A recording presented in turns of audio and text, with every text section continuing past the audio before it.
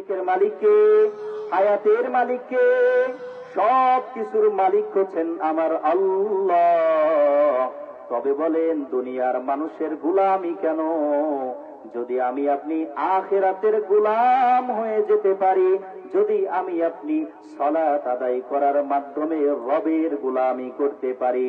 আল্লাহ পাক রব্বুল আলামিন বলেন, বান্দা দুনিয়ায় যদি তুমি আমার গোলামি করো তাহলে পরকালে তোমার জন্য রয়েছে সরাসরি জান্নাত, যা বলা হয় হুম ফিহা খালিদুন। খালিদ শব্দের অর্থ হচ্ছে সর্বদা। সে জান্নাতের মধ্যে কোন রকমের অবাধ কথা, কোন রকমের অশ্লীলতা, কোনো কিচ্ছু নেই। লা ইয়াসমাউনা ফিহা লাগওয়া ওয়ালা তাসীমা ইল্লা কিলান সালামান সালামা। শুধুমাত্র শান্তি আর শান্তি। বলেন আল্লাহ পাক রব্বুল আলামিন মোহাব্বত অন্তরের মধ্যে দিলেন, ভালোবাসা আল্লাহ পাক রব্বুল আলামিন দিলেন, বাড়ি দিলেন আল্লাহ, গাড়ি দিলেন আল্লাহ, সন্তান সন্ততি সব কিছু আমার আল্লাহ পাক রব্বুল আলামিন দান করলেন। এতটুকু ভালোবাসা দিয়ে এই সব কিছুকে ভালোবাসতে বাসতে বাসতে বাসতে হাত্তা আতানাল ইয়াকিন, আমি আপনি জবান দিয়ে দুঃখের সাথে আর্তনাদ করব আর ব্যথার সুরে বলবো, আল্লাহ এই আকাম কুকাম করতে করতে আমি মৃত্যু পর্যন্ত পৌঁছেছি, আকাম কুকাম করতে করতে চলে এসেছি। একথা আল্লাহর কাছে খুব আফসোসের সাথে বলবো। তো প্রিয় হাজিরিন, বলেন আমার আপনার এতটুকু পরিমাণ ভালোবাসা দেওয়ার কারণে যদি এই ভালোবাসাটুকু সব আমি দুনিয়ার জন্য উজাড় করে দেই, বিলীন করে দেই, নিজের জীবনকে শেষ করে দেই, তাহলে বলেন পরকালে ময়দানে মাহশারে আমি আপনি আল্লাহর আদালতে কি বলবো যে আল্লাহ যতটুকু মহব্বত দিয়েছিলা সন্তানের জন্য দিয়ে এসেছি, স্ত্রীর জন্য দিয়ে এসেছি, বাড়ির জন্য দিয়ে এসেছি, গাড়ির জন্য দিয়ে এসেছি, আল্লাহ তোমার জন্য তো একটু মহব্বত আমি ব্যয় করতে পারি নাই। আল্লাহকে মহব্বত করব কিভাবে বলেন? আল্লাহকে মানি, আল্লাহর হুকুম মানি না, নবীকে মানি, নবীর সুন্নাত মানি না। এই তো বিষয় আমাদের, কি বলেন ঠিক কিনা? আমাদের বিষয় তো তাই হয়েছে। মুখে একটা স্লোগান, অন্তরে হচ্ছে আর একটা। অল্প একটু ভালোবাসা আল্লাহ দিয়েছেন, অল্প একটু মহাব্বত অন্তরে আল্লাহ তাআলা দিয়েছেন। এই মহাব্বতটুকু ভালোবাসাটুকু বিন্দু থেকে বিন্দু পরিমাণ আল্লাহর জন্য যদি না হয় তাহলে কঠিন ময়দানে মাহশারে আমি আপনি ধরা খেয়ে যাব। এই মানুষ কুতিলাল ইনসানু মা আকফারা, অকৃতজ্ঞ কাতারের মধ্যে সর্বপ্রথম হচ্ছে এই মানুষ। মানুষকে আল্লাহ পাক রব্বুল আলামিন সম্মানিত করেছেন, আশরাফুল মাখলুকাত করেছেন। এই মানুষকে আল্লাহ পাক রব্বুল আলামিন জীবন ব্যবস্থা সুন্দর করে দিয়েছেন। কিন্তু দেখা যায় এই মানুষই আল্লাহ তাআলার সবচেয়ে বেশি নাফরমানি করে। মানুষ আল্লাহকে ভয় করে না। আল্লাহ পাক রব্বুল আলামিন বান্দাকে ভয় করার কথা বারবার বারবার বারংবার বলেছেন, বান্দা ইত্তাকুল্লাহ, আমি আল্লাহ পাক রব্বুল আলামিনকে ভয় করো বান্দা। আমি আল্লাহ পাক রব্বুল আলামিনকে ভয় করে যদি তোমার মৃত্যুর দরওয়াজায় পৌঁছে যাও, যদি তোমার মৃত্যু হয়ে যায়, আল্লাহ পাক রব্বুল আলামিনকে ভয় করে কোন বান্দা যদি মৃত্যুবরণ করে, তার জন্য আল্লাহ পাক রব্বুল আলামিন রেখে দিয়েছেন জান্নাত। সুবহানাল্লাহ।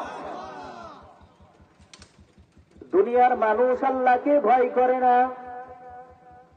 দুনিয়ার মানুষের এত পরিমাণ সাহস, এত পরিমাণে বুঝ যে দুনিয়ার মানুষ দুনিয়ার বুঝটাকে 100% বুঝে, আখিরাতকে 1% বুঝতে চায় না, বুঝে না।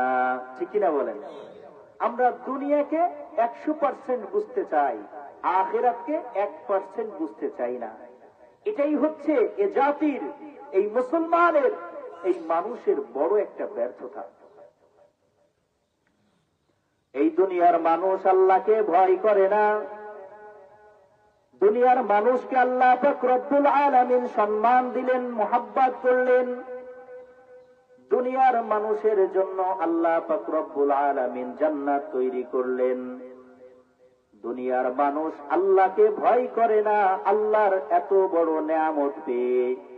কিন্তু আমার আপনার পাশে থাকা, দূরে থাকা ওই জঙ্গলার হিংস্র প্রাণী সে রাতের অন্ধকারে তার হিংস্রতা ভুলে যায়।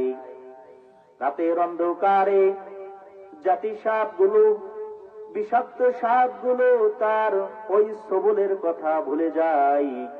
জঙ্গলার হিংস্র প্রাণী তার ওই শক্তিকে সে বহল রাখে। সে স্তব্ধ হয়ে যায় গভীর অন্ধকারে। মানুষ যখন গভীর ঘুমে নিমগ্ন হয়, তখন ওই জঙ্গলার হিংস্র প্রাণী চোখের পানি ছেড়ে দিয়ে আল্লাহকে বলে, আল্লাহ, আমি দুনিয়ায় একটু বাঁচার জন্য হিংস্রতা করেছি, একটু শক্তি দেখিয়েছি আমার এই ভাষার মাধ্যমে। সাপ বলবে, আল্লাহ, আমি একটু ফনা মিলেছিলাম দুনিয়ার মানুষের হাত থেকে বাঁচার জন্য, কিন্তু আল্লাহ, মূলত আমার কোনো শক্তি নাই, সামর্থ্য নাই। জঙ্গলার হিংস্র প্রাণী বলে, আল্লাহ, আমার কোনো শক্তি নাই, আমার কোনো সামর্থ্য নাই আল্লাহ। ওই কথা বলে আর দু চোখের পানি ছেড়ে দিয়ে আল্লাহর কাছে ক্ষমা চাই।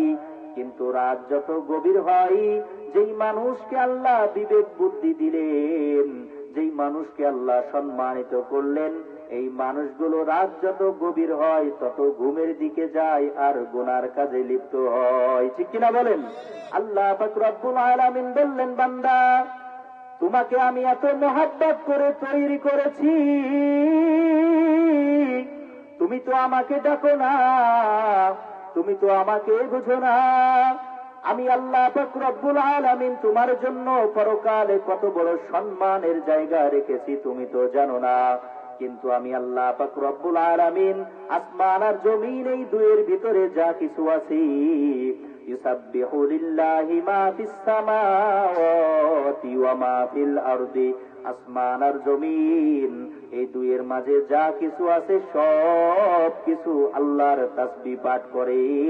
কিন্তু মানুষই শুধুমাত্র আল্লাহকে ডাকতে কার্পণ্যতা করে। ঠিক কিনা বলেন? এই জন্য দেখা যায় গাছের পাতাগুলো নড়াচড়া করে, নড়াচড়া করার মাধ্যমে আল্লাহর তাসবিহ তাহলিল গুলো করে, আল্লাহ পাক রব্বুল আলামিনের জিকিরের মধ্যে মশগুল থাকে। গাছ নড়াচড়া করে, উদ্ভিদ প্রাণী তারও কিন্তু জীবন আছে, ছোট থেকে বড় হয় কিন্তু নড়াচড়া করে না, হাঁটা চলা করতে পারে না। কিন্তু ওই পাতা যে নড়াচড়া করে, এই নড়াচড়ার মধ্যে কিন্তু আমরা কিছু বুঝতে পারি না। নড়াচড়া করিয়া আল্লাহর তাসবিহ পড়তে থাকে। সুবহানাল্লাহ বলেন। ثم قست قلوبكم من بعد ذلك فهي كالحجارة أو أشد قسوة। আল্লাহ পাক রব্বুল আলামিন অভিযোগের সুরে বললেন, দুনিয়ার মানুষ তো আল্লাহ পাক রব্বুল আলামিনকে ভয় করে না, কিন্তু দুনিয়ার মানুষকে আল্লাহ তাআলা কি অভিযোগ দিলেন দেখেন, যে মানুষের কলব যেন এমন শক্ত হয়েছে যা কিনা পাথরের চাইতে বেশি শক্ত হয়ে গিয়েছে। ঠিক তাই নাই কি বলেন? মানুষের অন্তর তো পাথরের থেকে বেশি শক্ত হয়ে গিয়েছে। এমন কোন জুমা নাই, এমন কোন ওয়াক্ত নাই যেখানে কোন আলেম ওলামা সালাতের বয়ান না করেন। মশহুর মূল মৌলিক বয়ানই থাকে যে আপনারা নামাজ পড়েন, নামাজ পড়েন, জিন্দেগিটাকে পরিবর্তন করেন। যে যেখানে যে গুনাহ করছেন, হিজবিম বিমা লাদাইহিম ফারিহুন, যে যা করতেছেন এখানে স্তব্ধ হয়ে যান, স্থবির হয়ে